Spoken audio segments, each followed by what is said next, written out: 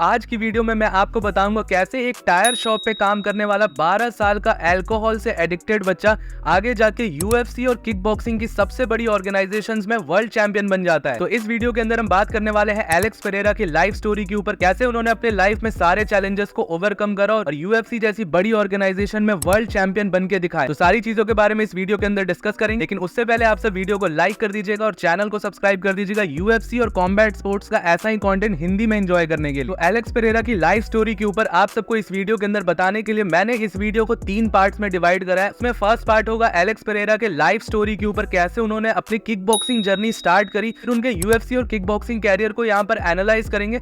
साथ ही साथ फिर थर्ड पार्ट में देखेंगे कि आगे जाके यूएफसी के अंदर कैसा कैरियर और कैसा फ्यूचर होने वाला है एलेक्स पेरेरा को, और कैसे वो वन ऑफ द गोट्स बन सकते हैं कॉम्बैट स्पोर्ट्स के इस पूरे कम्युनिटी के अंदर। एलेक्स पेरेरा का जन्म हुआ था ब्राजील के एक स्टेट साओ पाउलो नाम का। अब साओ पाउलो में यूएफसी के farmer lightweight champion Charles Oliveira का भी जन्म हुआ था और उनकी स्टोरी भी बहुत ज्यादा इंस्पायरिंग है, वो किसी और वीडियो में हम डिस्कस करेंगे। और साओ पाउलो काफी ज्यादा इनफेमस है, एक वॉयलेंट और काफी सारे फवेलास के वहां पर वॉयलेंट एक्टिविटीज चलते रहती है, काफी सारा क्राइम वहां पे चलते रहता है, काफी पुअर नेबरहुड्स माने जाते हैं साओ पाउलो के। और एलेक्स पेरेरा का भी चाइल्डहुड काफी ज्यादा पॉवर्टी में गुजरा और पॉवर्टी के कारण एलेक्स पेरेरा अपना मिडिल स्कूल भी कंप्लीट नहीं कर पाया और उनको मिडिल स्कूल से ड्रॉप आउट करना पड़ा एक टायर की दुकान में काम करने के लिए।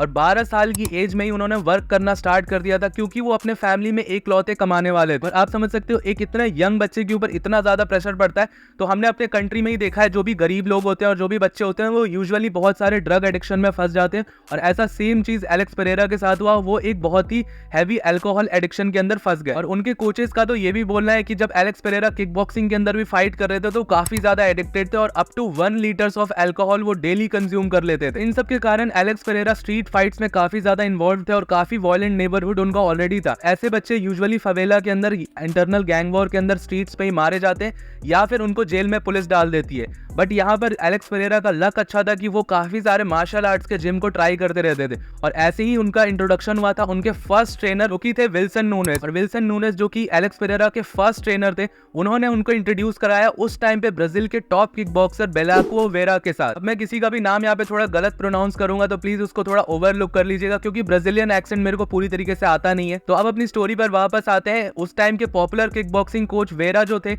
वो यहाँ पर बनते हैं एलेक्स पेरेरा के कोच, और उन्होंने ही इंट्रोड्यूस कराया एलेक्स पेरेरा को किक बॉक्सिंग के अंदर। एलेक्स पेरेरा ने 2009 के अंदर अपना प्रोफेशनल किक बॉक्सिंग डेब्यू करा। वहां से फिर उन्होंने ग्लोरी किक बॉक्सिंग, जो कि वर्ल्ड की सबसे बड़ी किक बॉक्सिंग ऑर्गेनाइजेशन है, उसके साथ साइन अप करा और 2014 में काफी सारी फाइट्स जीती वहां पर। उसी टाइम के अराउंड एलेक्स पेरेरा काफी ज्यादा पॉपुलैरिटी गेन कर चुके थे ब्राजील के अंदर, और उसी टाइम के अराउंड यहाँ पर इंट्रोडक्शन होता है स्टोरी के अंदर इजराइल एडेसानिया का। अब एडेसानिया आपको पसंद हो या ना हो, बट यहाँ पर इस चीज का क्रेडिट देना होगा कि आज एलेक्स पेरेरा जिस मुकाम पर और जिस पॉपुलैरिटी पर है उसका बहुत बड़ा क्रेडिट जाता है इजराइल एडेसानिया के।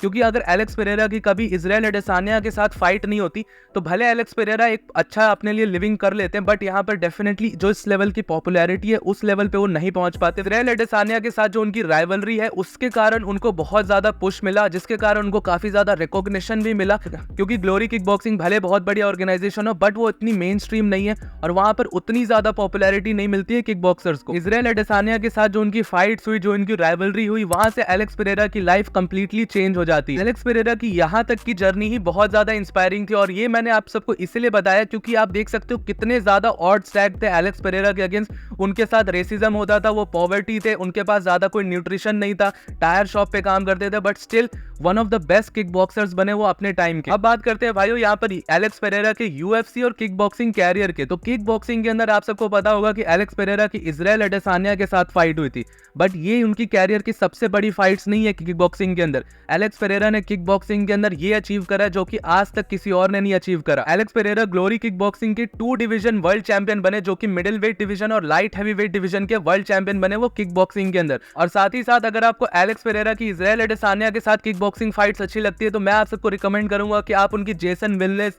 यूसरी बेलगोरूजी वाली फाइट्स देखो। उनको उन्होंने कैसे नॉकआउट करके हराया है। जेसन विल्नेस का नॉकआउट तो बहुत ही ज्यादा खतरनाक दिखेगा आपको। तो एलेक्स पेरेरा ने बहुत सारे बड़े बड़े किक बॉक्सर्स को ग्लोरी किक बॉक्सिंग के अंदर उन्होंने हराया है। बहुत सारे लोग जो कि इजराइल एडेसानिया के फैन है, और मैं इस चीज में कोई बुरा नहीं कह रहा, इजराइल एडेसानिया भी एक बहुत तगड़ा किक बॉक्सर था, बट एलेक्स पेरेरा के साथ किक बॉक्सिंग के अंदर इजराइल एडेसानिया का कोई भी लेवल नहीं है। और साथ ही साथ मैंने एक काइंड ऑफ एक कम्युनिटी पोस्ट डाला था कुछ टाइम पहले, उस उसमें बहुत सारे लोग ऑफेंड हुए थे।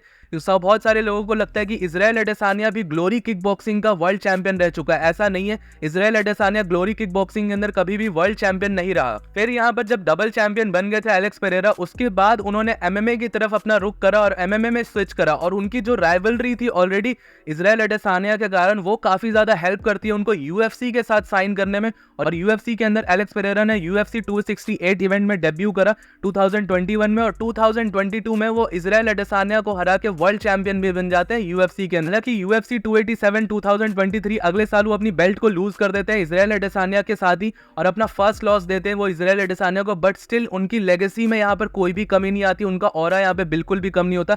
मैं देखता हूँ बहुत सारे लोग जो इजराइल एडेसानिया के फैंस हैं वो ट्रोल करते हैं एलेक्स पेरेरा को क्योंकि वो नॉकआउट हो गए, बट आप सब यहाँ पर देख सकते हो एलेक्स पेरेरा ने क्या अचीव करा है, कहां से आके कहां पे पहुंच जाना बहुत ज्यादा बड़ी बात होती है। और अब वो यूएफसी के लाइट हैवीवेट डिवीजन में फाइट करने वाले हैं यिरी प्रोहास्का के अगेंस्ट, और अगर वो इस फाइट को जीतते हैं तो वो यूएफसी के भी 2 डिवीजन के चैंपियन बन जाएंगे। इसी के साथ अब डिस्कस करना पड़ेगा कि एलेक्स पेरेरा का फ्यूचर क्या होने वाला है। अगर ये आने वाली यूएफसी 295 की फाइट एलेक्स पेरेरा अगर जीतते हैं तो डेफिनेटली वो यूएफसी के वन ऑफ द गोट्स में माने जाएंगे, और इनफैक्ट मैं तो ये भी मानता हूँ कि one of the combat sports के ग्रेटेस्ट ऑफ ऑल टाइम में माने जाने चाहिए एलेक्स पेरेरा। ये मैं इसलिए नहीं कह रहा हूँ कि ये बंदा बहुत ज्यादा पॉवर्टी से आया, बहुत सारे ऐसे फाइटर्स आए जो बहुत ज्यादा पॉवर्टी से आए, बट यहाँ पर जो उनका रेज्यूमे है वो इतना ज्यादा तगड़ा है। किक बॉक्सिंग के वर्ल्ड चैंपियंस, इतने सारे वर्ल्ड चैंपियंस को उन्होंने हराया है, 2 डिवीजन की वेट क्लास की बेल्ट ग्लोरी किक बॉक्सिंग में जीते हैं, जो कि ग्लोरी किक बॉक्सिंग में 1 डिवीजन की बेल्ट भी जीतना बहुत ज्यादा मुश्किल होता है। साथ ही साथ यूएफसी के अंदर आके मिडिल वेट चैंपियन